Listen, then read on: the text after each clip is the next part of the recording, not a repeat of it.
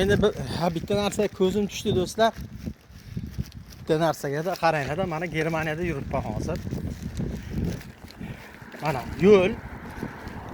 yo'lda remont ketyapti. Ketyapti-da endi remont yo'lda. Mana chap tarafimizda. Lekin mashinalarni to'xtab turgani yo'q-da. Движение davom etyapti. Mana yo'lda remont ketyapti mana. Odamlar ishlayapti mana. Chuqurga qozib. Mana. Mana. Marhamat. Bemalol. Rivojlangan davlatda endi nima deysiz? Germaniya. Do'stlar, Germaniyada hamma narsa cho'tkida endi. Mana qaranglar buni, to'xtash. Qoyil qolish kerak-a. Inson hurmati, inson manfaati, inson uchun yaratilgan shart-sharoitlar. Do'stlar, tan olishimiz kerak. Germaniya bu rivojlangan davlatlar ichiga kirsa bo'ladi. Chunki inson manfaatlari birinchi o'ringa qo'yilgan.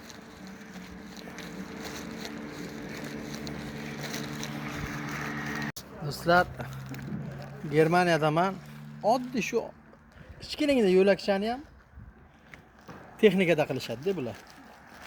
Germaniya. Qarang. Temperaturalar. Mana.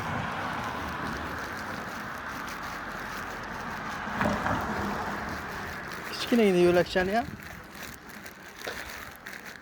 texnikada qilishadi. Do'stlar, baribir chet el hayoti qiziq-da. Juda qiziq. Yetti uxlab tushimga kirmagan joylarda endi.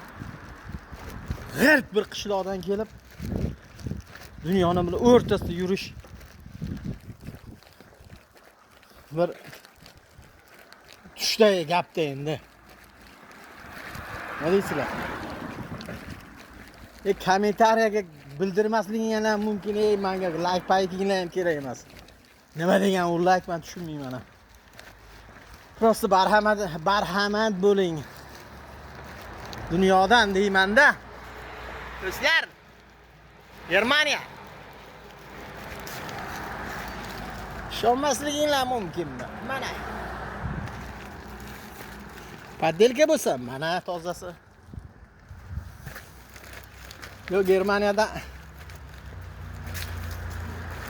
yana boshqa bironta nimalar bo'lishi mumkin-da. Xullas, musofir bo'lmasang, musulmon bo'lmaysan.